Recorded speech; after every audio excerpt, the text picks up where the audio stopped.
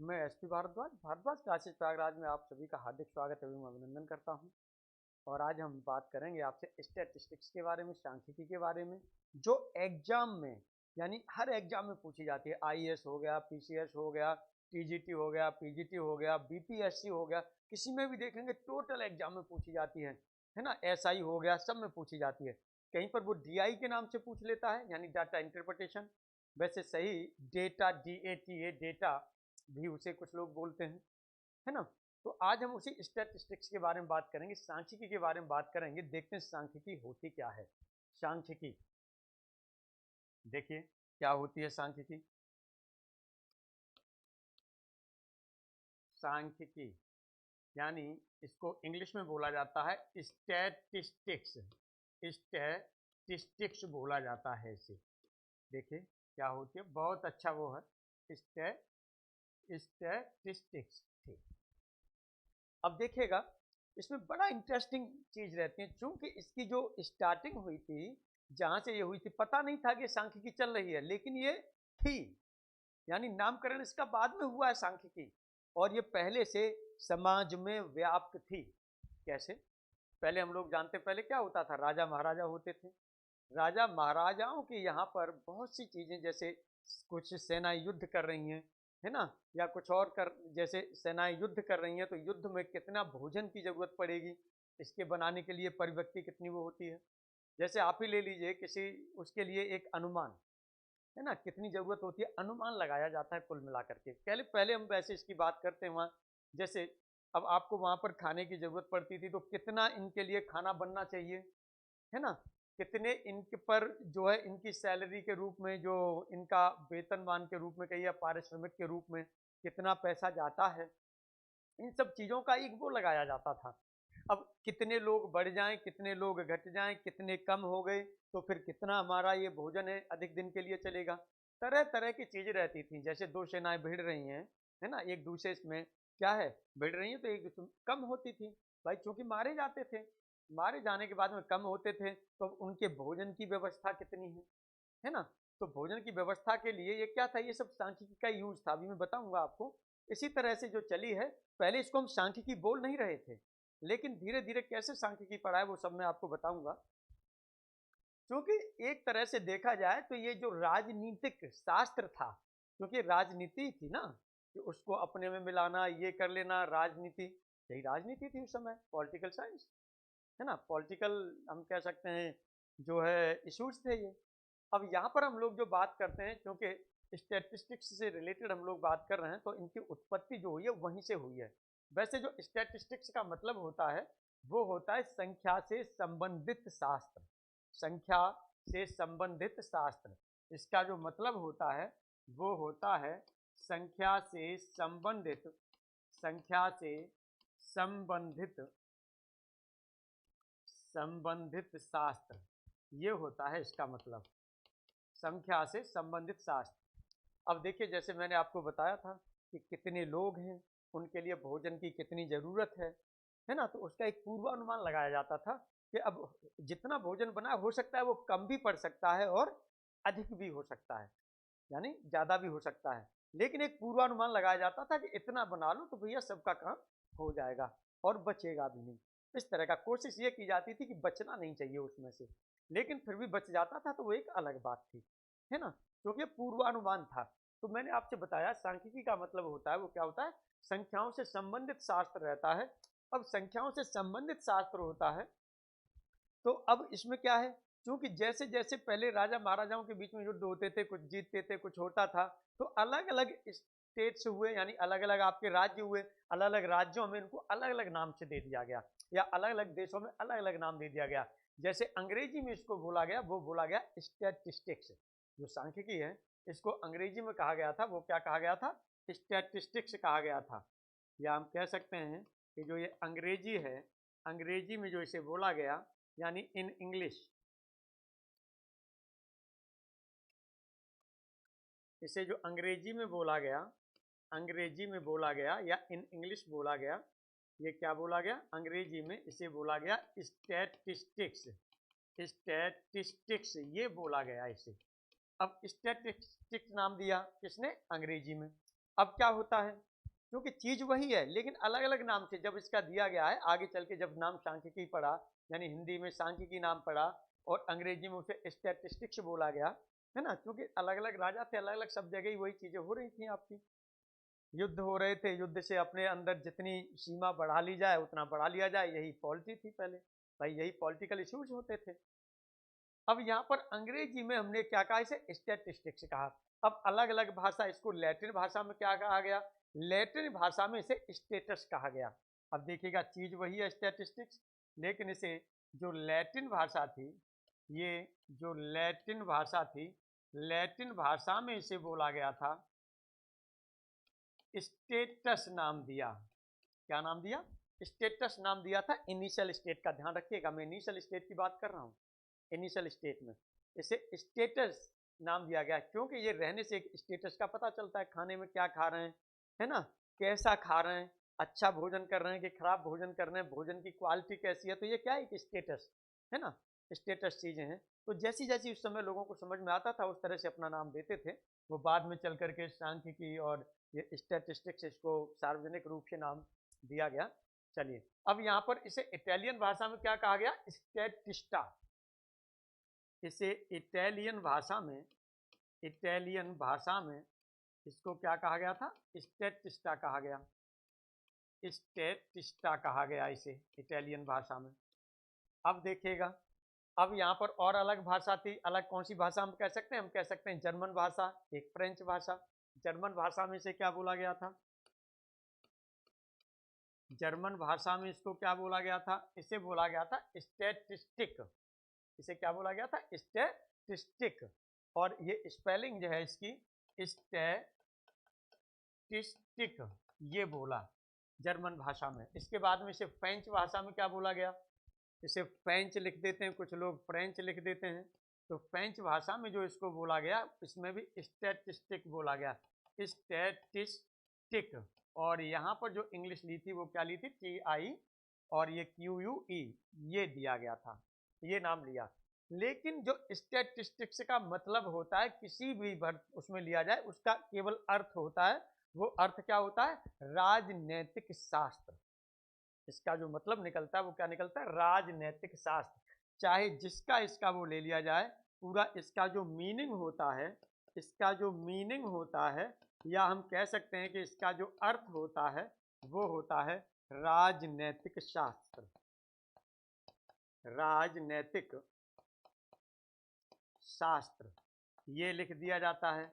या आप ये भी कह सकते हैं कि राजनैतिक राज्य, राजनैतिक, राजनैतिक राज्य, ये राजनैतिक राज्य भी इसके मतलब में हम लोग कह सकते हैं कि राजनैतिक राज्यों से इसका रिलेटेड रहा है। यानी हम कह सकते हैं पॉलिटिकल स्टेट्स, या राजनैतिक राज्यों कह दिया जाए, इसे हम कह सकते हैं कि इनका जो मतलब हो रहा है वो क्या रहा है, political states, political states English में बोला जाए तो ये है। तो राजनीतिक शास्त्र और राजनीतिक राज्य ये इसके मतलब रहे। लेकिन इनका जो प्रारंभ हुआ, मैंने अभी आपको बताया कि प्रारंभ कहाँ से हुआ था, नेता चलते वो सॉरी राजा महाराजा इस तरह का था, तीर तलवारें ये सब खिंची रहती थी, है ना, भाले तीर तलवार जैसे जैसे हथियार थे अपने हथियार से वो यूज करते थे, है ना। और इससे एक राजा दूसरे राजा पर विजय प्राप्त करता था, है ना। और उसकी जो सीमा होती थी, वो राज्य होता था, वो उसके राज्य में क्या हो जाता था, मिल जाता था। तो वहीं से आपकी शुरुआत हुई है। मैंने बताया जैसे कि कितने लोग हैं, कितना खाना चाहिए, है ना, और कितने भोजन की व्यवस्था करनी है, उसके लिए भोजन की व्यवस्था के लिए कितनी सब्जी चाहिए, कितनी दाल चाहिए, कितना आटा चाहिए, जो तरह तरह की चीजें थी ये मुहैया कराई जाती, जो बेसिक नीड्स होती थी, है ना।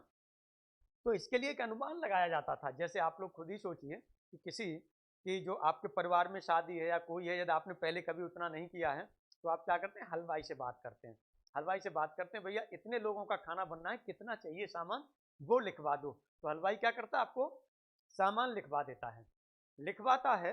अब क्या करता है, वो 300 का आपने बोला कि 300 का बनना है, तो 300 के हिसाब से वो लिखवा देता है। अब वो अनुमान ही तो है उसका, हो सकता है कि वो कम भी पड़ जाए और हो सकता है कि ज़्यादा भी हो जाए, यानी बच भी जाए। 300 जो कैंडिडेट्स होंगे उसको खाने वाले, उनसे ज़्यादा भी हो सकता है और उनसे क्या हो सकता है, कम भी हो सकता है। ये पूर्वानुमान है। तो यही अनुमान लगाया जाता है जिस उसके अंदर लगाया जाता है, जिस सब्जेक्ट के अंदर लगाया जाता है वही आपका सांख्यिकी होता है या वही स्टैटिस्टिक्स होता है। आइए उसी के बारे में हम लोग बात कर रहे हैं। तो इस तरह से आपने देखा जो सांख्यिकी की उत्पत्ति है वो कहाँ से है, आप देख रहे हैं सांख्यिकी की जो उत्पत्ति है या सांख्यिकी का जो प्रारंभ हुआ है वो राज्य विज्ञान के रूप में हुआ है, ये ध्यान रखिएगा। तो जो सांख्यिकी का जो प्रारंभ हुआ है, जो सांख्यिकी का प्रारंभ, सांख्यिकी का जो प्रारंभ हुआ है वो कहाँ से हुआ है, मैंने बताया राज्य विज्ञान। क्या हुआ, राज्य विज्ञान, यानी science of state craft, science of state craft, वहां से शुरू हुआ है प्रारंभ, राज्य विज्ञान के रूप में हुआ है, राज्य विज्ञान के रूप में इसका प्रारंभ हुआ था। और मैंने आपको बताया इंग्लिश में यदि इसे लिखना चाहेंगे तो science of state craft, science of state craft, science of state craft, ये मैंने आपको बताया। अब यहां पर देखिएगा, लेकिन वास्तविकता में इसका उद्देश्य क्या था, सांख्यिकी का जो कुछ उद्देश्य रहा होगा, है ना, या इसका इंपॉर्टेंस ऑफ स्टैटिस्टिक्स क्या रहा। अब हमने आपको बताया इंपॉर्टेंस क्या था, इंपॉर्टेंस ये था कि पूर्वानुमान लगाना। क्या था, पूर्वानुमान लगाना, यानी पहले से पता चला जाए, यानी इसे हम कह सकते हैं कि पूर्व कथन हो सकता है ना। लेकिन अब पूर्वानुमान लगाते हैं तो किसके अनुसार से लगाते हैं, जो यहाँ पर हमने डेटा कलेक्ट किया। अब डेटा की बात क्या करते हैं, डेटा क्या होता है, तो डेटा के लिए किसी उद्देश्य का अनुमान लगाएं, है ना, किसी उद्देश्य का अनुमान लगाएं। जैसे 300 कैंडिडेट्स हैं भोजन करने वाले, तो ये हमारा क्या हो गया 300 कैंडिडेट्स। अब 300 का अनुमान लगाया जा रहा था, 500 होते तो 500 का अनुमान लगाया जा रहा था। तो ये जो उद्देश्य से पूरा करने के लिए हमें क्या मिलती है, कुछ या तो अनुमान लगाते हैं या हम कहते हैं सूचनाएं मिल रही हैं। या तो अनुमान लगाने की बात कर सकते हैं या हम कह सकते हैं कि सूचनाएं हमको मिल रही हैं, ये भी हम लोग कह सकते हैं। तो इनको जो एकत्रित करने के लिए, अनुमान लगाने के लिए या सूचनाओं को एकत्रित करने के लिए जो भी संख्याओं का संग्रह होता है या तथ्यों का संग्रह होता है, जो संख्याओं का संग्रह है इसी को हम कहते हैं तथ्य। संख्याओं का संग्रह हो जाएंगे तो यही बोले जाएंगे, तथ्य बोले जाएंगे। इन्हीं को क्या कहा जाता है, आंकड़े या समंक बोला जाता है। इसी को क्या बोला जाता है, आंकड़े या समंक बोला जाता है, ये ध्यान दीजिएगा। तो यहाँ पर अब पहले हम लोग बात कर रहे हैं, तो यहाँ पर हम जो एक तो इम्पोर्टेंस ऑफ स्टैटिस्टिक्स के बारे में, चलिए यहाँ पर हम वो लोग बात कर लेते हैं, तब इसके बारे में भी बात कर लेते हैं, बल्कि आगे अगले पेज पर ही हम बात करते हैं इसके बारे में। आइए देखिएगा, आइए देखिएगा, यहाँ पर हम लोग जो बात करेंगे वो किसके बारे में बात करेंगे,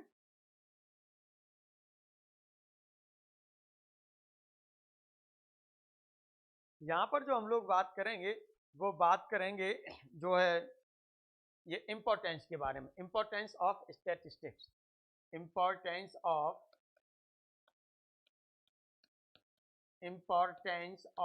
स्टैटिस्टिक्स, स्टैटिस्टिक्स, इसके बारे में हम बात करते हैं।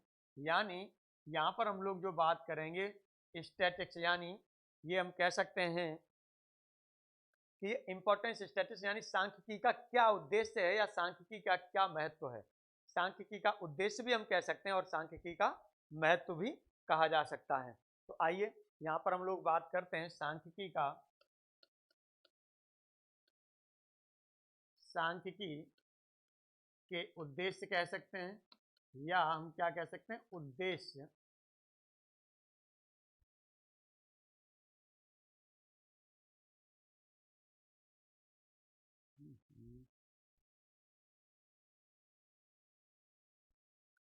सांख्यिकी का उद्देश्य या हम कह सकते हैं महत्व, या हम कह सकते हैं महत्व। आइए इसके बारे में भी हम लोग बात करते हैं क्या होता है। देखिए यहाँ पर हमने आपको बताया था कि वास्तव में जो आंकड़ों का अध्ययन, आंकड़ों के बारे में भी हमने बताया था, आंकड़े क्या होते हैं। इसके लिए यदि हम लोग बात करें तो हम कह रहे थे कि आंकड़े क्या होते हैं।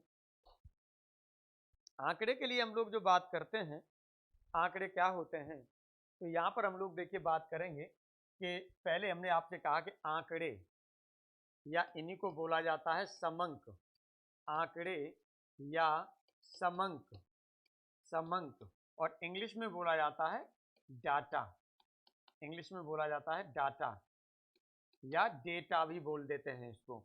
तो आंकड़े क्या होते हैं इस पर हम बात करते हैं। तो हमने बताया कि किसी उद्देश्य का पता लगाने के लिए या उद्देश्य का पूर्वानुमान करने के लिए, या हम कह सकते हैं कि किसी उद्देश्य के लिए सूचनाएं प्राप्त करने के लिए जो हम संख्यात्मक तथ्य, जो हम कह सकते हैं कि इनको एकत्रित करते हैं, कुछ संख्याओं का एकत्रण करते हैं या संख्याओं को एकत्रित करते हैं, या हम कह सकते हैं कि इन्हीं जो एक संख्याओं का एकत्रित करना होता है इसी को बोला जाता है तथ्य, या हम कह सकते हैं कि तथ्यों का हम क्या करते हैं, एकत्रित करते हैं या इनको संकलित करते हैं। तो उसी को जो बोला जाता है वो क्या बोला जाता है, आंकड़े बोला जाता है। ये क्या बोला जाता है, आंकड़े बोला जाता है या समंक बोला जाता है। आंकड़े बोला जाता है या क्या बोला जाता है, समंक बोला जाता है। ये हम लोग यहाँ पर बात करते हैं। देखिए अब यहाँ पर आपका क्या हो जाएगा, यहाँ पर हमने आंकड़े या समंक की हम लोग बात कर रहे हैं कि आंकड़े क्या होते हैं और समंक क्या होते हैं। तो यहाँ पर हमने आपको फिर कहा है कि किसी उद्देश्य का अनुमान, ध्यान दीजिएगा कि कोई भी उद्देश्य होगा आपका, किसी उद्देश्य, जो भी उद्देश्य है ना, जैसे हमने भी राजाओं का लेकर के किया था, किसी उद्देश्य का या तो हम क्या करेंगे, अनुमान लगाएंगे, अनुमान लगाने, अनुमान लगाने, इसका हम अनुमान लगाते हैं। या हम क्या कह सकते हैं, या हम ये भी कह सकते हैं कि ये सूचना प्राप्त करने, अनुमान लगाने या सूचना प्राप्त करने। तो यहाँ पर लिख दीजिएगा या ब्रैकेट में लिख दीजिएगा सूचना प्राप्त करने या सूचनाएं प्राप्त करने, प्राप्त करने, है ना, सूचनाएं प्राप्त करेंगे, उसी हिसाब से जो अनुमान लगाएंगे उसी तरह से आप क्या करते हैं, काम करते हैं। भाई पहले राजा महाराजा ये भी अनुमान लगाते थे ना कि हम यहाँ पर जीत पाएंगे कि नहीं जीत पाएंगे, तभी उस पर अटैक करें, अदरवाइज न करें।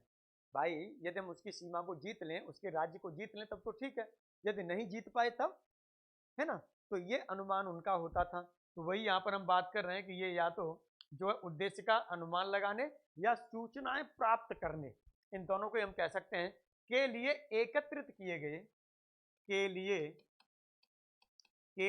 एकत्रित किए गए, जो यहाँ से एकत्रित किए जाते हैं वो क्या एकत्रित किए जाते हैं, या तो हम तथ्य भी लिख सकते हैं या हम कह सकते हैं कि संख्याओं का संग्रह, संख्याओं का संग्रह, किए गए संख्याओं के संग्रह, संख्याओं के संग्रह, यानी तरह तरह की संख्याएं लेंगे, इसी को बोला जाता है तथ्यों, या हम कह सकते हैं तथ्यों का संग्रह, है ना, संख्याओं का संग्रह, या हम कह सकते हैं तथ्यों को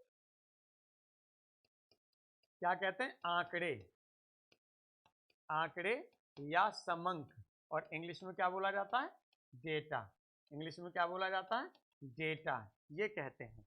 अब ये उम्मीद करता हूं कि आपके समझ में आ गया होगा, ये करते हैं।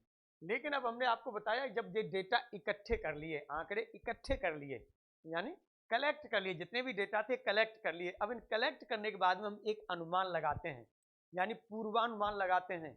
तो पूर्वानुमान लगाते हैं, कैसे करते हैं, पहले तो जो भी हमारे पास डेटा होता है उनका क्या किया जाता है, स्टडी की जाती है, अध्ययन किया जाता है, उनकी स्टडी की जाती है और अध्ययन किया जाता है कि क्या पॉसिबल हो सकता है या नहीं हो सकता है। जब डेटा का आप कलेक्शन करते हैं, उसको स्टडी करते हैं, उसके बाद कुछ पूर्वानुमान लेते हैं।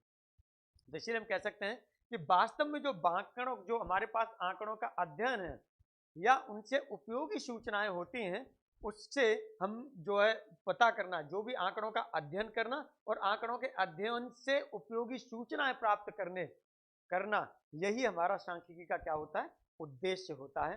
तो आप लिखना चाहें तो लिख सकते हैं, वास्तव में आंकड़ों का अध्ययन और उनसे उपयोगी सूचनाएं प्राप्त करने को ही सांख्यिकी, ये प्राप्त करना ही सांख्यिकी का मूल उद्देश्य है, सांख्यिकी का मूल उद्देश्य है, ये हमने लिया। आइए अब हम यहाँ पर हम लोग जो बात करते हैं कि वैसे सांख्यिकी का के बारे में जो अंग्रेजी के आपके जो कवि थे शेक्सपियर और मिल्टन, उन्होंने रचना नाम दिया था, ध्यान दीजिएगा, उन्होंने रचना नाम दिया था इसको, और इसे इंग्लिश में कहा गया था स्टैटिस्ट। क्या कहा गया था, स्टैटिस्ट, ध्यान दीजिएगा। जो आपके पास स्टैटिस्टिक्स थी, जो स्टैटिस्टिक्स की हम बात कर रहे हैं, स्टैटिस्टिक,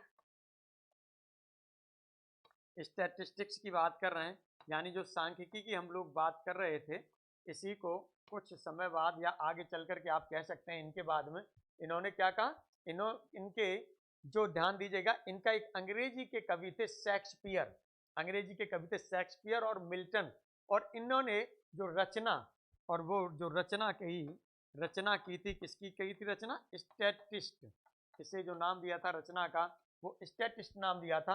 और स्टैटिस्ट का जो नाम होता था, इन्होंने कहा था व्यक्ति, इन्होंने कहा था व्यक्ति, यानी राज्य संचालन में जो महत्वपूर्ण भूमिका निभाता है, यानी राज्य संचालन में जो महत्वपूर्ण भूमिका होती है वो व्यक्ति की बात इन्होंने रखी।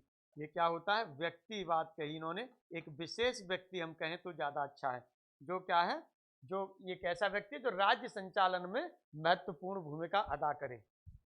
राज्य संचालन में जो राज्य संचालन होता है आपका, राज्य संचालन में महत्वपूर्ण भूमिका जो अदा करे, है ना, ये आपका क्या होता है। अब एक तरह से देखेंगे तो मिल्टन और शेक्सपियर के अनुसार भी इसका जो मतलब हो रहा है वो उत्पत्ति कहां से हो रही है, राज्य विज्ञान के रूप में हो रही है। पहले भी आपने देखा था राज्य विज्ञान से चीजें निकल के आ रही थी।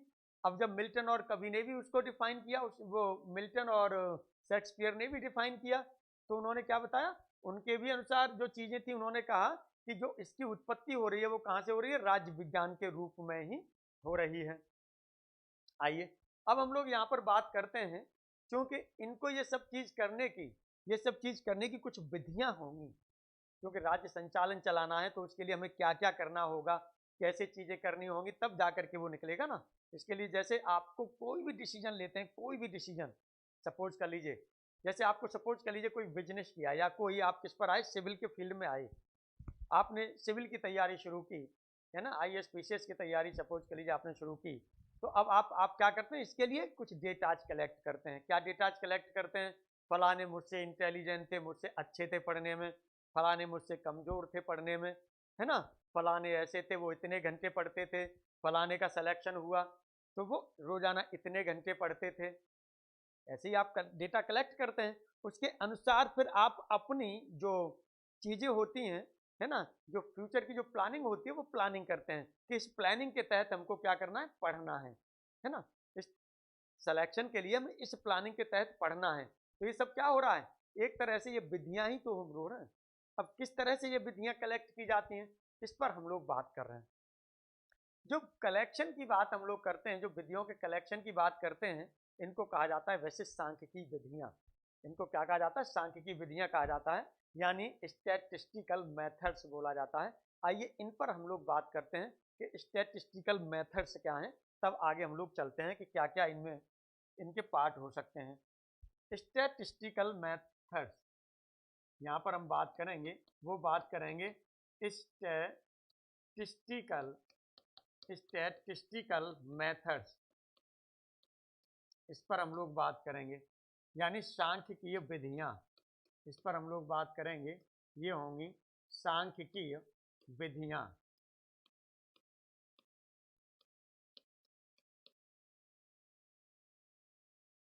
एक्चुअली एक चीज आप लोग ध्यान रखिएगा, सांख्यिकी विधियां इसीलिए पढ़ाई जा रही हैं, ये चीज आपको बहुत नीचे से इसीलिए लाया जा रहा है, जिससे कि यदि आपके फॉर्मूले देखिएगा, ये फॉर्मूलों को कैसे रिलेट करेंगी चीजें, ये फॉर्मूले जो होंगे वो कैसे रिलेट होंगे। वैसे फॉर्मूला आप रखते हैं तो भूल जाते हैं, बड़ी प्रॉब्लम्स आपको रहती हैं, लेकिन ये चीजें कैसे रिलेट करेंगी फॉर्मूलों को, जिससे कि आप फॉर्मूले न भूलें, है ना, और आराम से वो चीजें क्लियर होंगी। इसीलिए थोड़ा कॉन्सेप्ट पे आना जरूरी होता है, इसीलिए कॉन्सेप्ट पर आना बड़ा जरूरी होता है, इसीलिए हम इन सब पर बात कर रहे हैं, अदरवाइज इन सब पर कोई बात करने की जरूरत भी नहीं पड़ती। आइए हम लोग बात करते हैं सांख्यिकी विधियों के बारे में।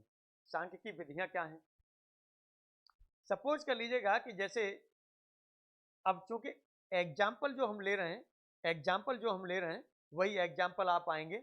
जैसे आप सपोज कर लीजिएगा पहले राजनीतिक विज्ञान के रूप में शुरू हुआ है, अब हम आधुनिक राज्य की ओर आ गए, क्योंकि पहले तीर तलवार चला करते थे, अलग अलग राजा महाराजा हुआ करते थे, लेकिन अब क्या हुआ, ज्यादातर प्रधानमंत्री राष्ट्रपति इस तरह से वो आपका कर दिया गया है ना, राष्ट्रपति प्रधानमंत्री अलग अलग मतलब चीजें वो कर दी गई हैं, रूप आप कह सकते हैं वही है, लेकिन उसका एक अलग पैटर्न बना दिया गया है। तो उसी पैटर्न पर हम लोग चलते हैं, उसी पैटर्न पर बात करते हैं। इसी पैटर्न में एक इंपॉर्टेंस रहता है शिक्षा, एजुकेशन। अब एजुकेशन है तो अब आप देखिएगा सांख्यिकी विधियों की मैं बात करने जा रहा हूं, ये ध्यान रखिएगा। क्योंकि हमारा टारगेट क्या है, पूर्वानुमान लेना। पूर्वानुमान लेने के लिए इसका मतलब हम जितना जल्दी से जल्दी पूर्वानुमान लगा लें उतना हमारे लिए अच्छा रहेगा, यानी टाइम वेस्टेज हमारा नहीं होगा। तो ये पूर्वानुमान लगाने के लिए हम क्या क्या करते हैं जिससे कि हम जल्दी फास्टली पूर्वानुमान लगा सकें। अब जैसे एग्जाम्पल हमने ले लिया कि एक क्लास है, मान लीजिए किसी क्लास में आप पढ़ रहे हैं, आप ये समझ लीजिए टीचर हो गए, मान लीजिए आप टीचर हैं और टीचर के बाद में जब आपको वर्क दे दिया जाता है, आपको सब्जेक्ट पढ़ाने का वर्क दे दिया, उसके बाद में एग्जाम लिया आपने, एग्जाम लिया तो कॉपी चेक की, कॉपी चेक करने के बाद में अब आप क्या देख रहे हैं, वहां पर देखेंगे इंडिविजुअली कि फलाने लड़के के इतने मार्क्स हैं, फलाने के इतने मार्क्स हैं, फलाने के इतने मार्क्स हैं, ये आप करते हैं। मान लीजिए आपके पास 20 स्टूडेंट ले लिए, आपने क्या लिया, 20 स्टूडेंट्स ले लिए और 20 स्टूडेंट्स के हम मार्क्स की जो है एक वो बना के चल रहे हैं कि किस तरह से इससे हम पूर्वानुमान लगाएंगे कि फाइनल मार्क्स में जो आपने टेस्ट लिया है, ये जो अभी एग्जाम लिया हमने, मान लीजिए होम एग्जाम है, अब बोर्ड एग्जाम का आपको अनुमान लगाना है, बोर्ड एग्जाम का अनुमान लगाना है कि कितने बच्चे पास होंगे, कितने फेल होंगे। ये मान लीजिए आपने होम एग्जाम ले लिया था या कोई टेस्ट ले लिया था। अब आइए यहाँ पर हमने कुछ स्टूडेंट्स ले लिए, 10 मार्क्स का पेपर है, जो टेस्ट लिया आपने 10 मार्क्स का लिया है, ठीक। 10 मार्क्स में हमने मान लिया 4 मार्क्स पर आपने पासिंग मार्क्स ले लिया, 4 पर पासिंग मार्क्स ले लिए, वो 4 हैं। चलिए अब जो स्टूडेंट्स जो हैं, हमने 20 स्टूडेंट लिए हैं, तो चलिए हमने पहला स्टूडेंट कॉपी चेक की, उसमें हमें 8 मार्क्स मिला स्टूडेंट को, दूसरी कॉपी चेक की उसमें 3 मिला, फिर हमने थर्ड कॉपी चेक की 0 मिला, ऐसे फिर हमने मान लीजिए 0 मिला, फिर 5 मिला, 3 मिला, 4 मिला, है ना, फिर हमने कहा 8 मिला, फिर हमने चलिए कहा कि 7 मिला, 6 मिला, 5 मिला, 2 मिला, 3 मिला, है ना, 1 मिला, कितने हो गए, 1 2 3 4 5 6 7 8 9 10 11 12 13 14।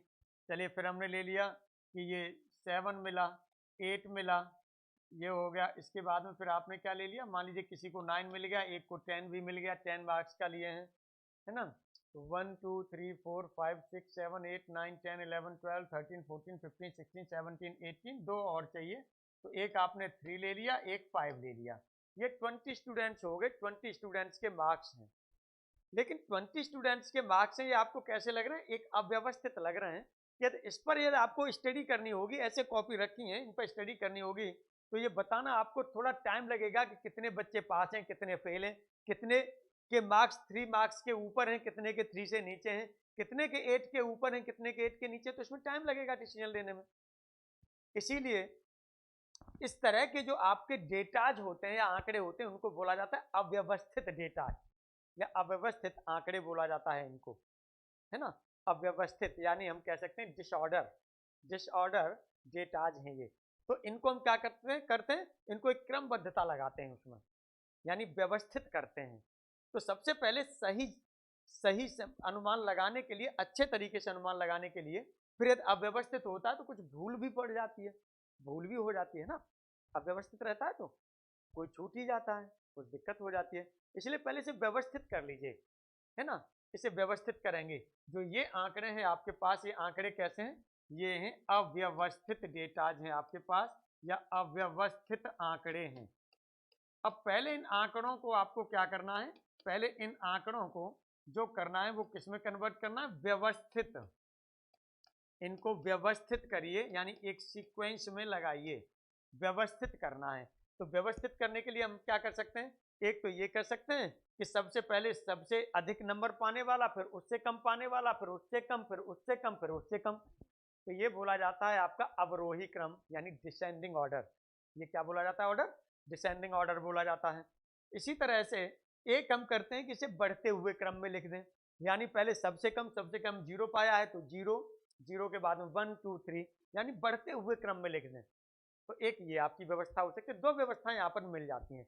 तो एक हो जाता है आरोही क्रम, एक होता है अवरोही क्रम।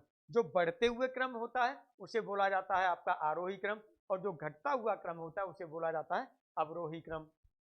तो आइए अब हम लोग यहाँ पर बात करते हैं आरोही क्रम और अवरोही क्रम दोनों के बारे में। तो व्यवस्थित, अब ये व्यवस्थित हो गई, व्यवस्थित हो गई तो व्यवस्थित में आपका क्या होगा, दो क्रम बताए हमने कहा, एक तो आप कहते हैं आरोही, आरोही क्रम कह सकते हैं, और एक कहते हैं आप अवरोही क्रम, एक कहते हैं आप अवरोही क्रम। और इसे इंग्लिश में बोला जाता है, वो क्या बोला जाता है, डिसेंडिंग ऑर्डर। इसे जो बोला जाता है डिसेंडिंग ऑर्डर बोला जाता है, डिसेंडिंग ऑर्डर बोला जाता है। और इसे जो बोला जाता है इसे बोला जाता है असेंडिंग ऑर्डर, इसे बोला जाता है असेंडिंग ऑर्डर। चलिए मैंने ए एस से डिनोट कर दिया, पूरा लिख लीजिएगा, डिसेंडिंग ऑर्डर है, DESCE ऐसे चलता है ना, और ये ASCEDING असेंडिंग ऑर्डर, और आपका क्या हो जाता है डिसेंडिंग ऑर्डर, ये हो जाता है। आरोही क्रम अवरोही क्रम, आरोही क्रम में क्या होता है, बढ़ता हुआ क्रम, बढ़ता हुआ क्रम का मतलब पहले सबसे छोटा, पहले सबसे छोटा लिखोगे, सबसे छोटा देखिए इसमें सबसे छोटा क्या होगा, 10 मार्क्स का है तो सबसे छोटा 0 होगा, देखिए इसमें 0 है कहीं, 0 एक यहाँ पर है, एक यहाँ पर है, देखिएगा, चलिए 0 दो जगह, तो 0 आपने यहाँ पर ले लिया। उसके बाद 0 से बड़ा 1 है, 1 देखिए यहाँ पर है कहीं, 1 है, कितने बार है, एक बार है, तो ये आपने 1 टाइम्स लिख लिया। अब आपने देखा 2 है कहीं पर, क्योंकि 1 से बड़ा 2 है, 2 देखिए 2 यहाँ पर है, ये 2 भी आपका कितने बार है, 1 बार है, यानी 1 टाइम्स ले लिया। अब 3 देखेंगे तो 3, ये 1 हो गया, 2 हो गया, और ये 3 हो गया, ये 4 हो गया, ये 4 हो गया, तो इस तरह से ये 4 टाइम्स है, तो 3 3 3 3 4 टाइम्स आपने लिख लिया। इसके बाद अब हम लोग जो बात करते हैं वो आपका क्या हो जाएगा, अब हम देखेंगे 3 के बाद 4 देखेंगे, 4 देखेंगे, 4 कितने बार है, यहाँ पर देखेंगे 4 आपके पास 1 1 एक ही बार है 4, तो चलिए आपने 4 भी एक बार लिख लिया। इसके बाद आपके पास 5 है, 5 कितने बार है, 5 1 2 और 3, 5 है आपके पास, वो 3 टाइम्स है, तो यहाँ पर 5 आपने 3 टाइम्स लिख लिया, चलिए 3 टाइम्स लिख लिया। अब इसके बाद 6 देखेंगे, 6 है इसमें, 6 है आपके पास, एक बार है, तो चलिए आपने क्या लिया, 6 लिख लिया। 6 के बाद 7 चेक करिए, 7 है जी, 7 है 1, और ये 2 टाइम्स 7 है, तो 7 7 लिख लिया। उसके बाद अब आप 8 चेक करेंगे, 8 है, 8 1 2 3 टाइम्स है 8 आपका, तो आपने 8 3 टाइम्स लिख लिया। उसके बाद आपके पास क्या है, 9 9 देखेंगे, 9 कितने बार है, 9 यहाँ पर देखा आपने एक बार है, 10 एक बार है, तो 9 लिख दिया और ये 10 लिख दिया। ये जो ऑर्डर लिखा ये आरोही क्रम लिखा आपने, और इसको हम क्या बोलते हैं, असेंडिंग ऑर्डर बोलते हैं इंग्लिश में। इसी को अब हम लोग बात करेंगे, तो किसकी बात करेंगे, इसे अब हम डिसेंडिंग ऑर्डर की अवरोही क्रम में लिखना चाहें, यानी कॉपी या तो आपने कम से ज्यादा की ओर लगा दी या ज्यादा से कम की ओर लगा दी। तो इसमें क्या हो जाता है, इसमें सबसे पहले जो लिखेंगे वो सबसे बड़ा, तो ये इसका उल्टा कर दीजिए, ये सबसे बड़ा हो जाएगा, 10 हो जाएगा, 9 होगा, 8 8 8 3 बार है, 8 3 टाइम्स है 8, और 7 2 टाइम्स है, 7 7, और 6 आपका 1 टाइम है ना, 6, फिर उसके बाद में 5 3 टाइम्स है, तो 5 5 5, 4 आपका 1 टाइम्स है, फिर 3 आपका 4 टाइम्स है, 3 आपके पास क्या है, 4 टाइम्स है, तो ये 3 3 3 हो जाएगा, 4 टाइम्स कर दिया, फिर आपके पास 2 है, फिर 1 है, फिर 0 और 0 है। ये असेंडिंग ऑर्डर हो गया, एक डिसेंडिंग ऑर्डर हो गया। यहीं पर देखिएगा हम एवरेज की भी बात करेंगे, ऐसे ही वहां पर जब हम ये, चूंकि अभी तो हम यहाँ पर थोड़ा थ्योरेटिकल पोर्शन ले रहे हैं, यही सेम चीज उठाएंगे, उसी सेम चीज पर देखिएगा किस किस तरह से आपकी, किस किस तरह से आपके जो फॉर्मूले, बिना फॉर्मूले यूज किए आप किस तरह से आराम से इसकी वो चीजें फाइंड आउट कर सकते हैं, है ना, फॉर्मूले यूज किए। मैं कह रहा हूं कि यहाँ से चीजें निकालेंगे, यानी आप एक तरह से फॉर्मूला ही निकाल लेंगे, यहाँ से फॉर्मूला ही निकाल लेंगे, तो फॉर्मूला आपको हमेशा याद रहेगा, फॉर्मूला हमेशा याद रहेगा, क्योंकि जब आपका ऑब्जेक्टिव में तो आप सीधा सा टिक कर सकते हैं, लेकिन सब्जेक्टिव में वो पूरा आपको लिखना पड़ेगा, तो फॉर्मूला भी लिखना पड़ेगा, ठीक है। तो ऑब्जेक्टिव के लिए तो बिना फॉर्मूला भी यूज हो जाएगा, क्योंकि आपको टिक लगाना है। सब्जेक्टिव के लिए फॉर्मूला आपको रटने की जरूरत नहीं पड़ेगी, इस बात की गारंटी है, एकदम 100% रटने की जरूरत नहीं पड़ेगी, आपके माइंड में हमेशा हमेशा के लिए वैसे ही घुस जाएगा। देखिएगा जब यहाँ पर चलेंगे आगे, इन्हीं से निकालूंगा, कहीं बाहर से नहीं लाऊंगा, इन्हीं से, इन्हीं में से बस समझाऊंगा, ऐसे ही लिखूंगा, यही चीजें होंगी, इसी से आपका बहुलक मोड होगा, मीन क्या होगा, मीडियन क्या होगा, इन्हीं से लेकर के चलूंगा। ऐसे ही चीज होंगी। फिलहाल में हम लोग जो बात कर रहे हैं वो हम क्योंकि इसके थ्योरी पर बात कर रहे हैं, ये डेटा कलेक्ट करना है। डेटा कलेक्ट किया, अब यहां से आप अनुमान लगा सकते हैं, आप कह सकते हैं कि पास कितने बच्चे, तो 4 से ऊपर आपने पास माना था तो आप ये कह देंगे, वैसे आपको ढूंढना पड़ता है इतने बच्चे पास हैं, इधर के बच्चे फेल हैं, इधर के स्टूडेंट हैं वो फेल हैं, और 4 या 4 से एवं जिनके मार्क्स वो क्या है, पास हैं। अब आप डिस्टिंक्शन के लिए बात करेंगे तो डिस्टिंक्शन क्या है, 8 या 8 से अधिक मार्क्स होना चाहिए, क्योंकि डिस्टिंक्शन जो आपका होता है 75% होता है। तो डिस्टिंक्शन कितने बच्चों को मिला, यहाँ पर देखेंगे ये इतने स्टूडेंट्स 1 2 3 4 5, ये यानी कहने का मतलब अब यहाँ पर जो आप आंकड़े आपने जब व्यवस्थित कर लिए तो रिजल्ट लेने में, अनुमान लगाने में, आप कहिए इसका डिसीजन लेने में आपको टाइम नहीं लग रहा, आप आराम से इसको बोलते जा रहे हैं आंकड़े, यदि आपके व्यवस्थित हो गए तो। अव्यवस्थित होते तो आपको बार बार इसमें ढूंढना पड़ता अव्यवस्थित में। इसीलिए आंकड़ों का या समंकों का, डेटाज का व्यवस्थित होना यानी ऑर्डर में होना बहुत जरूरी है, अति आवश्यक है, ये चीज आपको ध्यान रखना है। इसीलिए अब यहाँ पर जो अव्यवस्थित आंकड़े होते हैं, अव्यवस्थित आंकड़े होते हैं यानी जो हमने क्या किए, ये कलेक्शन किए थे ना, या संग्रहित आंकड़े हो गए, ये आंकड़े जो हैं इनको हम कह सकते हैं कि संग्रहित आंकड़े हो गए, यानी जिनका हमने संग्रह कर लिया, इनको व्यवस्थित, जो अव्यवस्थित संग्रहित आंकड़े हैं उनको व्यवस्थित कर दिया जाए।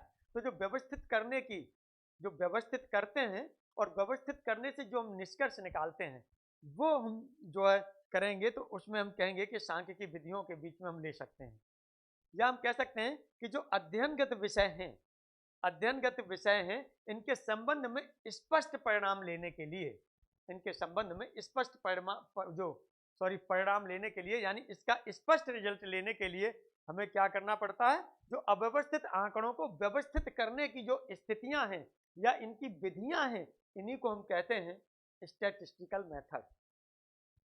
जितने भी मेथड्स आएंगे, जितनी भी तैयारी होंगी, जितनी भी प्रोफेशन होंगी, वो हम कहेंगे स्टैटिस्टिकल मेथड, क्योंकि ये तो हमने अभी अवरोही आरोही क्रम में पहला लिखा है ना। अभी इसके बाद में और भी इनको चीजें लिखी जा सकती हैं, उस पर हम लोग बात करेंगे। तो सांख्यिकी विधियां के बारे में, सांख्यिकी विधियों के बारे में आप लिखना चाहें तो लिखेंगे अध्ययनगत विषयों के संबंध में स्पष्ट परिणाम सरलता से प्राप्त करने के लिए, सरलता से प्राप्त करने के लिए, यानी सरलता से प्राप्त आपको करने हैं के लिए अव्यवस्थित आंकड़ों को व्यवस्थित करने की विधियां, व्यवस्थित करने की विधियां ही सांख्यिकी विधियां कहलाती हैं, ही सांख्यिकी विधियां कहलाती हैं, ये आप आराम से कर सकते हैं। आइए अब हम लोग यहाँ पर बात करते हैं कि सांख्यिकी विधियों के जो विभिन्न चरण हैं वो क्या होंगे, कैसे कैसे आप कलेक्ट करते हैं, कैसे कैसे क्या चीज लेते हैं, उनके बारे में हम लोग बात करते हैं। आइए सांख्यिकी विधियों के चरण के बारे में हम लोग बात करेंगे।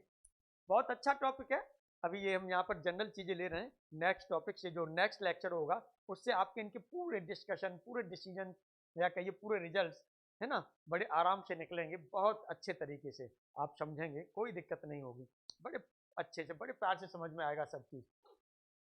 आइए यहाँ पर हम लोग जो बात कर रहे हैं वो कर रहे हैं सांख्यिकी विधि के विभिन्न चरण, यहाँ पर हम लोग बात कर रहे हैं वो सांख्यिकी विधि के विभिन्न चरण बात कर रहे हैं।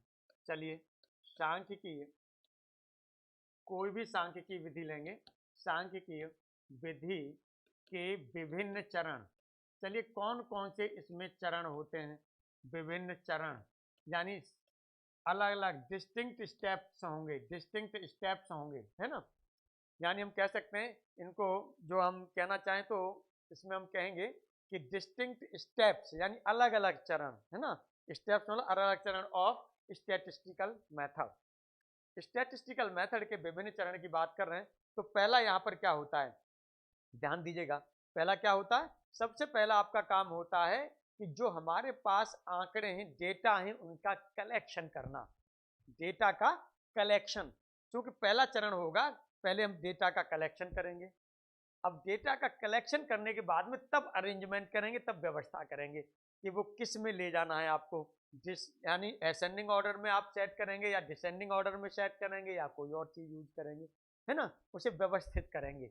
तो चलिए पहला यहाँ पर हम लोग जो लेते हैं वो पहला क्या करेंगे, पहला जो इसका स्टेप होगा वो आपका क्या होगा, यहाँ पर हम बात कर रहे हैं वो कह रहे हैं जो आंकड़े होंगे आपके, वो आंकड़ों का क्या होगा, संकलन। आंकड़ों का क्या होगा, संकलन यानी कलेक्शन। इसे हम इंग्लिश में बोलेंगे तो ये हो जाएगा आपका collection of data. Collection of data, ये डेटा का कलेक्शन हो गया। अब डेटा का कलेक्शन के बाद में फर्स्ट आपका स्टेप हो गया। अब सेकंड स्टेप पर हम लोग बात करते हैं। सेकंड स्टेप पर क्या होगा, देखिएगा आंकड़ों का संकलन आपने लिया है, कलेक्शन ऑफ डेटा लिया। सेकंड स्टेप में हम लोग क्या करेंगे, सेकंड स्टेप में यहाँ पर जो डेटा है वो आपने क्या किया, या तो हम कहेंगे कि यहां से जो अब आपका होगा वो रिप्रेजेंटेशन ऑफ डेटा होगा, या हम कहेंगे ऑर्गेनाइजेशन ऑफ डेटा की भी बात कर सकते हैं। ऑर्गेनाइजेशन ऑफ डेटा की भी बात कर सकते हैं, या रिप्रेजेंटेशन ऑफ डेटा की भी बात कर सकते हैं। तो चलिए यहाँ पर हम लोग ले लेते हैं। इसके बाद में जो होगा, बल्कि इसके बाद में यदि हम कहें कि हम इसे क्लासीफाई करें, या हम ये भी कह सकते हैं कि इसका आंकड़ों का हम वर्गीकरण कर लें, यानी कितने वर्गों में बांटना है, यदि ये कर लें उसके बाद हम उस पर बात करें, ये भी कहा जा सकता है। तो यहाँ पर देखिएगा ऑर्गेनाइजेशन ऑफ डेटा यानी समंकों की जो व्यवस्था की जाएगी, पहले उस पर हम लोग बात करते हैं। तो यहाँ पर समंकों की आपने क्या की, व्यवस्था कर ली। चलिए इसके बाद जो हो गया वो ऑर्गेनाइजेशन हो गया, ये हो गया ऑर्गेनाइजेशन। ऑर्गेनाइजेशन, या यहाँ जेड भी लगा सकते हैं, ऑर्गेनाइजेशन ऑफ डेटा। डेटा का ऑर्गेनाइजेशन हो गया, यानी इसको क्या बोला जाता है, इसे बोला जाता है समंकों की व्यवस्था या आंकड़ों की व्यवस्था। इसको बोला जाता है आंकड़ों की व्यवस्था। चलिए आंकड़ों की व्यवस्था हो गई। अब आंकड़ों की व्यवस्था के बाद में अब यहाँ से हमें क्या होगा, यहाँ से अब आपका होगा आंकड़ों का क्लासिफिकेशन, वर्गीकरण, यानी क्लासिफिकेशन ऑफ डाटा। क्योंकि जो व्यवस्था आपने असेंडिंग ऑर्डर में ले ली चाहे डिसेंडिंग ऑर्डर में ले ली, जिस भी ऑर्डर में आपने लेना चाहे उसमें ले ली। अब वहां से आपको क्या करना है, आपने डिसाइड किया। अभी जैसे हमने कहा कि 3 से कम कितने बच्चे हैं, है ना, 4 से ज्यादा कितने बच्चे हैं, जैसे अलग अलग जो जो भी आप क्लासिफिकेशन करना चाहें, जैसे जैसे वर्गीकरण करना चाहें वहां पर आप कर सकते हैं। तो अगला जो स्टेप इसका होगा वो आपका क्या होगा, क्लासिफिकेशन ऑफ जो है होगा डाटा।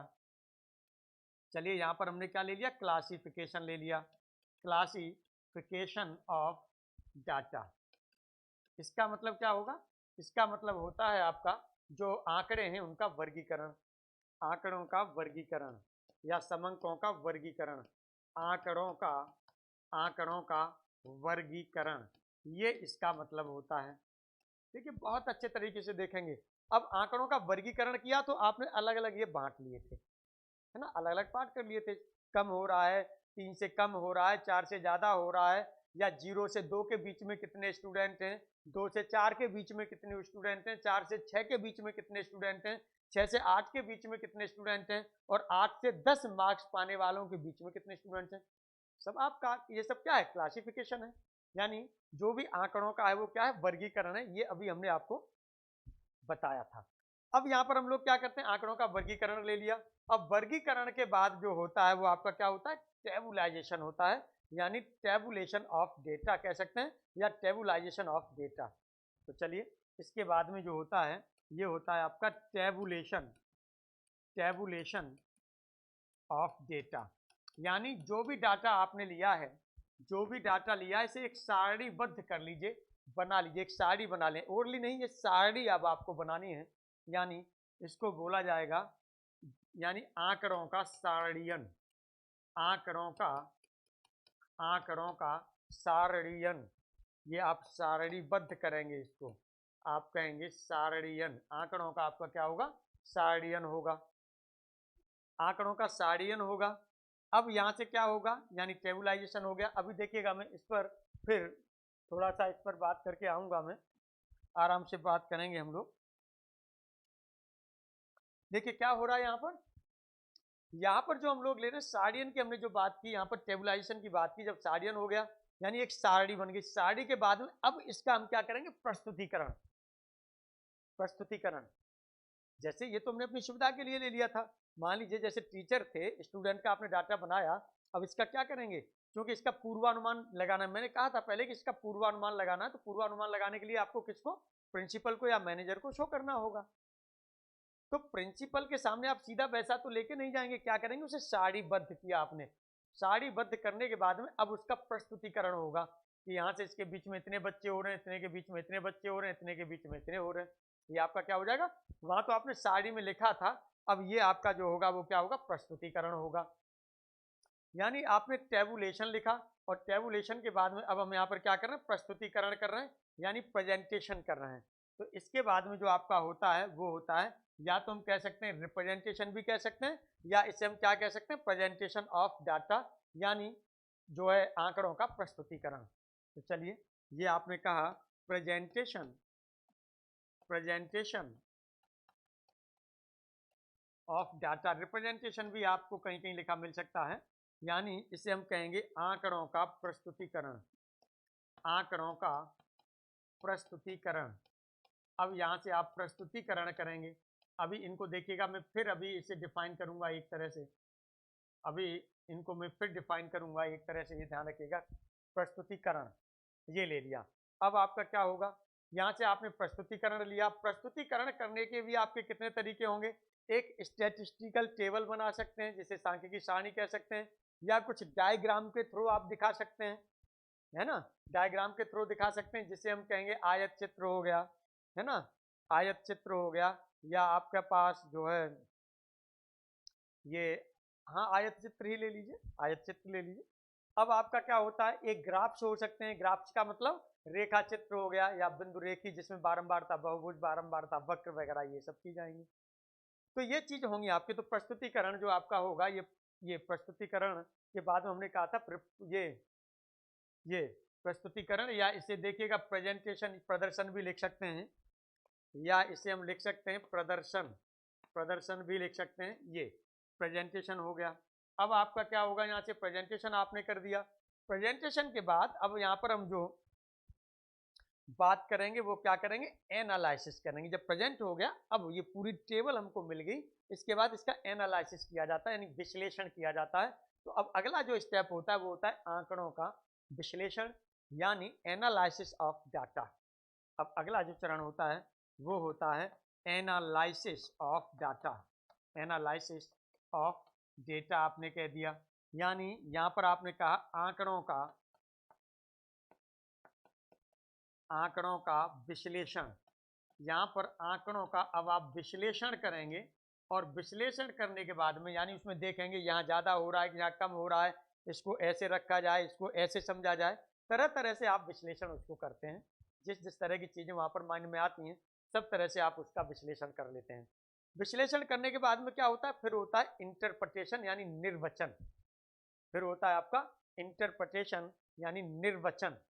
चलिए, विश्लेषण हो गया, इसके बाद में आपका होता है ये इंटरप्रिटेशन, इंटरप्रिटेशन होता है, यानी निर्वचन होता है। अरे थोड़ा सा हिंदी में लिखने में प्रॉब्लम हो जाती है, क्योंकि हम लोगों का मीडियम इंग्लिश ही रहता है ना, तो उस लेवल पर थोड़ा दिक्कत हो जाती है। कोई बात नहीं, आप आराम से देखते रहिए, कोई दिक्कत होगी तो। यहाँ पर हम बात कर रहे हैं इंटरप्रिटेशन की बात कर रहे हैं, यानी निर्वचन, निर्वचन, निर्वचन, निर्वचन की बात हो गई, यहाँ पर इंटरप्रिटेशन की बात हो गई। अब इंटरप्रिटेशन के बाद में अब क्या होगा, यानी अब आपने देखा पूरा तरीके से, एनालिसिस किया, एनालिसिस के बाद में फिर आपने यहाँ पर लगा लिया कि इससे ये रिजल्ट मिल रहा है, इंटरप्रिटेशन, ये रिजल्ट मिल रहा है। अब रिजल्ट मिल रहा है, तब आपका क्या करेंगे, अब आपका यही पूर्वानुमान है कि हमें ये चीज करना चाहिए या नहीं करना चाहिए। फाइनली डिसीजन होगा आपका वो, है ना। तो उसे जो कहा जाता है वो कहा जाता है फोरकास्टिंग या प्रीडिक्शन, उसे जो बोला जाता है, इसके बाद में जो बोला जाता है उसे बोला जाता है फोरकास्टिंग, और या बोला जाता है इसे प्रीडिक्शन। ठीक है, प्रीडिक्शन, PRI, वो PREDI, चलिए PR प्रीडिक्शन, ये प्रीडिक्शन, PRIDICTION। और इसको हिंदी में जो बोला जाता है फोरकास्टिंग को, इसे हिंदी में क्या बोला जाता है, पूर्वानुमान या पूर्वकथन या अनुमान। इसे जो बोला जाता है वो क्या बोला जाता है हिंदी में, इसे बोला जाता है पूर्वानुमान, पूर्वानुमान, या इसे कहते हैं पूर्व कथन, पूर्व कथन या इसी को कहा जाता है अनुमान। अनुमान, अब यहां से आप अनुमान लगा करके अपना डिसीजन ले लेते हैं। इतने चरणों से आपको इसके लिए गुजरना पड़ता है, इतने चरणों में आपको गुजरना पड़ता है इसके लिए। तो देखिएगा, सबसे पहली चीज, अब हम यहाँ पर इनको डिफाइन कर रहे हैं कि आंकड़ों का संकलन क्या होता है। मैंने बताया था आंकड़े किस लिए संकलित किए जाते हैं, अध्ययनकर्ता। अध्ययनकर्ता संकलित करेगा, यानी जो इसके बारे में पूर्वानुमान लेगा, यानी जो कोई भी किसी चीज के बारे में अनुमान लेना चाहता है रिजल्ट के बारे में, तो वो क्या करेगा, जो अध्ययनकर्ता होगा वो आंकड़ों को क्या करेगा, संग्रहण करेगा, एकत्रित करेगा, यानी उससे रिलेटेड जितने भी तथ्य हैं उनको एकत्रित करेगा। तो हम कह सकते हैं कि किसी समस्या के अध्ययन के लिए, किसी समस्या के अध्ययन के लिए अध्ययनकर्ता द्वारा संकलित किए जाने वाले आंकड़ों को आंकड़ों का संकलन कहते हैं। संकलित या एकत्रित किए जाने वाले आंकड़ों को हम क्या कहते हैं, या कहिएगा तथ्यों को, संकलित किए जाने वाले तथ्यों को हम क्या कहा जाता है, ये आंकड़ों का संकलन बोला जाता है, यानी कलेक्शन ऑफ डेटा बोला जाता है। उम्मीद करता हूं ये सब अच्छे तरीके से आपके समझ में आ गया होगा। इसका मतलब डेटा जितना अच्छा होगा, जितना अच्छा होगा, आपका अनुमान भी उतना ही अच्छा होगा, आपका अनुसंधान भी उतना ही अच्छा होगा। यानी अच्छे निर्णय के लिए, अच्छा जो आप यहाँ पर जो ले रहे थे फोरकास्टिंग के लिए या प्रिडिक्शन के लिए, अच्छे प्रिडिक्शन या फोरकास्टिंग के लिए डेटाज का भी आपका कैसा होना चाहिए, एकदम आप कहिएगा विश्वसनीयता होनी चाहिए, है ना। 100% जब वो लेना है तो 100% आपको विश्वसनीयता चाहिए। तो आंकड़ों की विश्वसनीयता 100% होनी चाहिए, या आप कहिए कि जितने अच्छे आंकड़े होंगे, विश्वसनीयता जितनी ज्यादा होगी, उतना ही पूर्वानुमान हमारा सटीक होगा, यानी अच्छा होगा, ये भी हम कह सकते हैं। अब अगले में हमने आपसे क्या कहा था, हमने कहा, और भी यदि आप लेना चाहें तो आप ये कह सकते हैं अध्ययनकर्ता द्वारा किसी विषय के अध्ययन के लिए, यदि हम आंकड़ों के संकलन को और रिप्रेजेंट करना चाहें तो अध्ययनकर्ता द्वारा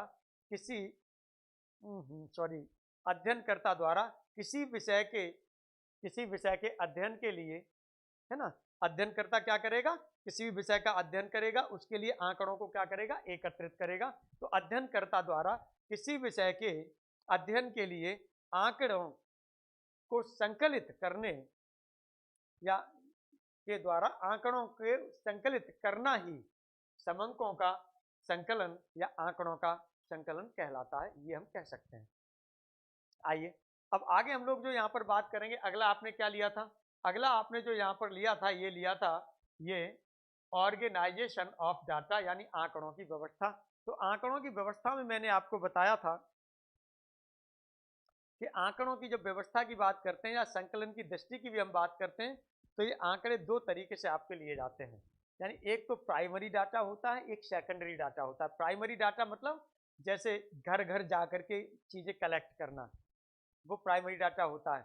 और सेकेंडरी डाटा मतलब किसी से ले लेना, किसी कंपनी से ले लिया, कुछ लोग किसी ने पहले किए थे उससे ले लिए कि यार हमको दे दो, वो सेकेंडरी डाटा होता है ना। और इसमें से अब हम क्या करते हैं, इनकी व्यवस्था करना, यानी इसे असेंडिंग ऑर्डर में ले जा रहे हैं या डिसेंडिंग ऑर्डर में ले जा रहे हैं। तो ऑर्गेनाइजेशन का मतलब होता है एडिटिंग से, यानी संपादन से, एडिटिंग से या संपादन से हम कह सकते हैं कि जब डाटा कलेक्ट हो गया तो यहाँ पर जो ये होता है ऑर्गेनाइजेशन में, वो क्या होता है, एडिटिंग होती है। एडिटिंग का मतलब हम कह सकते हैं संपादन होता है। यहाँ पर संपादन किया, एडिटिंग किया, आपने व्यवस्था में एडिटिंग क्या की, यानी आरोही क्रम में लगाया, अवरोही क्रम में लगाया या और किसी में लगाया, ये एडिटिंग हो गई। इसके बाद फिर आपका क्या था, क्लासिफिकेशन पर। तो क्लासिफिकेशन पर भी हम लोग बात कर ही चुके थे। क्लासिफिकेशन हमने क्या कहा था कि जो हमारे पास संग्रहित आंकड़े हैं, जो भी हमारे पास संग्रहित आंकड़े हैं, इनको सरल बनाने के लिए किसी विशेष गुण के आधार पर, कोई भी इनका हम एक गुण ले लेते हैं, किसी विशेष गुण के आधार पर इनको अलग अलग भागों में या अलग अलग वर्गों में बांटना ही हमारा क्या कहलाता है, आंकड़ों का वर्गीकरण कहलाता है। अलग अलग वर्गों में बांटना ही आंकड़ों का क्या कहलाता है, वर्गीकरण कहलाता है। अब इसी वर्गीकरण को जब हम सारणीबद्ध कर देते हैं, है ना, जो वर्गीकरण आप बांट रहे हैं इतने से, अब उसे क्या करेंगे, तो उसके लिए आपको आगे बांटेंगे कि ऐसे कर लो, ऐसे कर लो, ऐसे कर लो। 0 से 2 के बीच में, 2 से 4 के बीच में, 4 से 6 के बीच में, 6 से 8 के बीच में, 8 से 10 के बीच में, ऐसे बांट लो। तो ये वर्गीकरण हो गया। अब इसके लिए हमें क्या करना पड़ेगा, टेबल। टेबल बनाई, जब टेबल बनाई तो उसे हम क्या कहते हैं, टेबुलाइजेशन। अब उसी टेबल के अनुसार जो आंकड़े लिए थे उसी वर्गों में रखते आप चले गए, और रखने के बाद में जिसको दिखाना है उसके सामने आपने क्या किया, प्रस्तुत कर दिया। यानी ये प्रेजेंटेशन हो गया, आपका प्रेजेंटेशन हो गया। अब उस पर एनालिसिस कर रहे हैं आप, विश्लेषण कर रहे हैं, विश्लेषण कर रहे हैं, तो आंकड़ों का विश्लेषण हो गया। लेकिन ध्यान दीजिएगा, सबका जो तरीका होता है वो तरीका क्या है, यानी जो चीज है, जो सॉरी उद्देश्य, सबका उद्देश्य है सही पूर्वानुमान लगा लेना, सही जो है डिसीजन पर पहुंचना। यानी फॉरकास्टिंग आपकी होनी चाहिए, वो कैसी होनी चाहिए, सही होनी चाहिए, मैक्सिमम, है ना, उसी का। तो इसीलिए ये चीज लगाएंगे कि अध्ययनकर्ता द्वारा, है ना, अध्ययनकर्ता द्वारा। बार बार आप इस स्टडी को, इनको जब डिफाइन करेंगे या इनकी डेफिनेशन लिखेंगे तो लगाते रहेंगे, उसे मैं नहीं लिख रहा हूँ यहाँ पर, वो एक अलग बात है, लेकिन आप लोगों को लगाना है। एनालिसिस आप करेंगे, और एनालिसिस के बाद में कि कितना अच्छा हो रहा है, वो हो रहा है, फिर माइंड मेकअप करेंगे कि ये ठीक है या नहीं, अच्छा है या नहीं, ये चीज करेंगे। अब अच्छा है यानी इंटरप्रेटेट करेंगे उसे। अब इंटरप्रिटेशन जब हो जाता है, निर्वचन हो जाता है, उसके बाद फिर आप पूर्वानुमान लगा लेते हैं कि वो ऐसा सही हो सकता है या नहीं, इतना अच्छा हो सकता है या नहीं। तो इस तरह से आज हम लोग इसकी क्लास यहीं पर ऑफ करते हैं। Thank you very much.